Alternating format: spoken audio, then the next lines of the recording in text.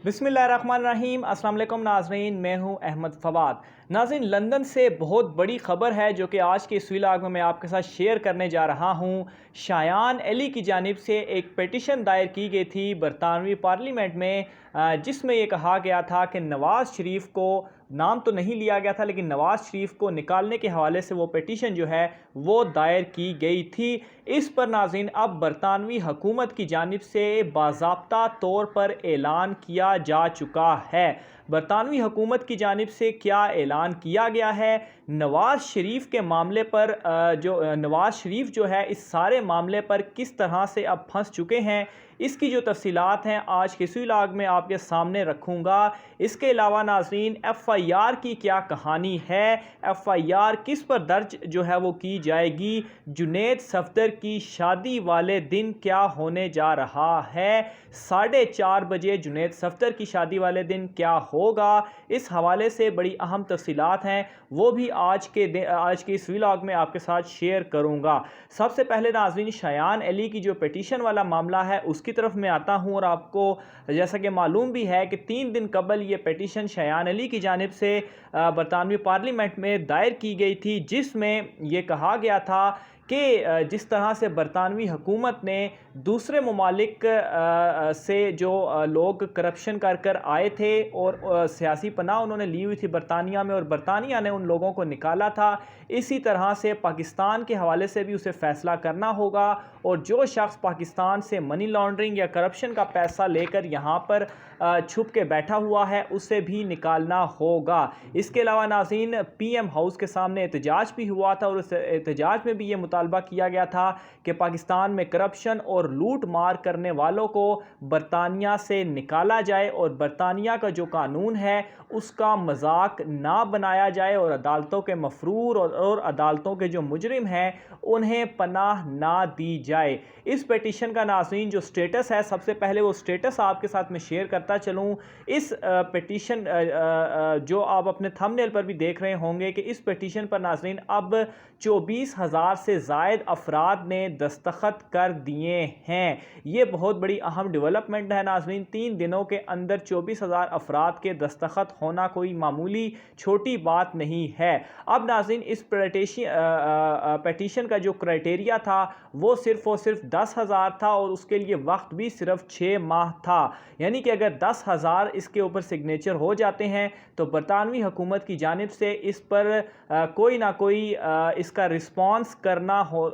जो है वो लाजमी था, और बरतानिया ने इस पर कोई ना कोई रिस्पॉन्स लाजमी करना था। और अगर 1 लाख हो जाते हैं सिग्नेचर तो फिर उसके बाद बरतानवी हुकूमत की जानिब से पार्लियामेंट में इस पिटीशन के ऊपर बहस जो थी वो की जानी थी। अब नाज़रीन, बरतानिया की हुकूमत ने, जैसा कि 10,000 इसके ऊपर साइन मुकम्मल हो चुके हैं, तो बरतानिया की हुकूमत ने बाज़ाब्ता तौर पर यह ऐलान कर दिया है कि अब हुकूमत इस पिटीशन के ऊपर जवाब देगी। और नाज़रीन, ये जो ऐलान है ये ऑफिशियली तौर पर अब बरतानवी हुकूमत की जानिब से किया जा चुका है। दूसरी तरफ नाज़रीन, इस पिटीशन का जो वक्त है वो अगले साल फरवरी तक का है, यानी कि फरवरी 2022 तक इस पिटीशन का वक्त है। अगर फरवरी 2022 तक इस पिटीशन पर 1 लाख सिग्नेचर हो जाते हैं तो उसके बाद क्या होगा, बरतानवी पार्लियामेंट में इस पिटीशन पर बहस की जाएगी, और सिर्फ 3 दिनों के अंदर ही नाज़रीन 24,000 से ज़ायद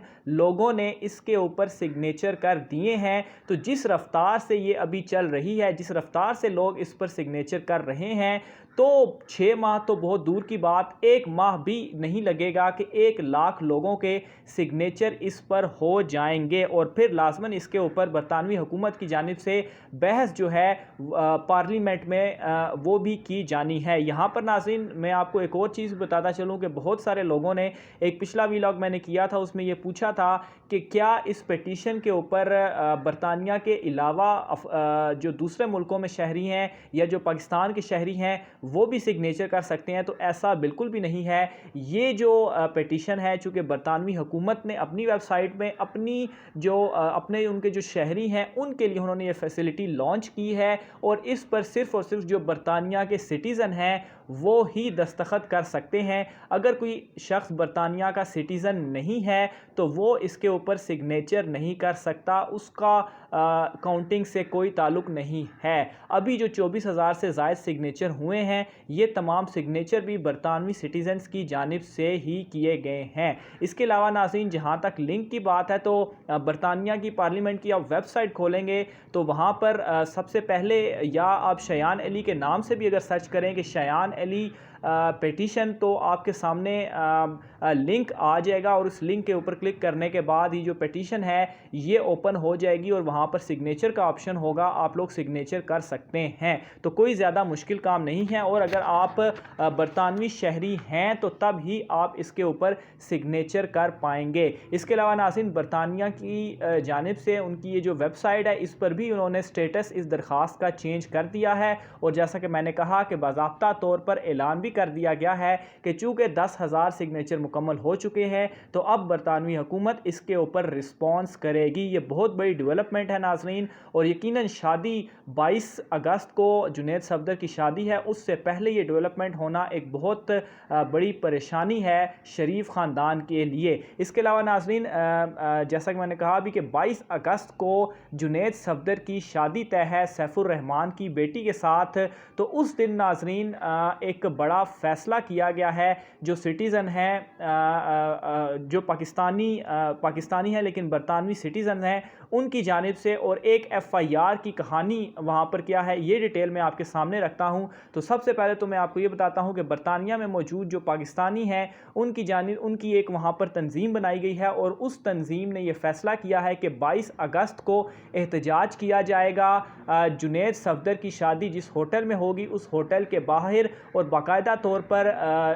انویٹیشن بھی دیے گئے ہیں، انوائٹ بھی کیا جا رہا ہے لوگوں کو کہ 22 اگست کو 4:30 بجے شام کو تمام لوگ اس ہوٹل کے باہر جمع ہو، اور وہاں سے احتجاج جو ہے وہ شروع کیا جائے گا۔ 4:30 بجے کا باقاعدہ طور پر ناظرین وقت دے دیا گیا ہے۔ اس کے علاوہ ناظرین، اسی تنظیم کے ایک نمائندے نے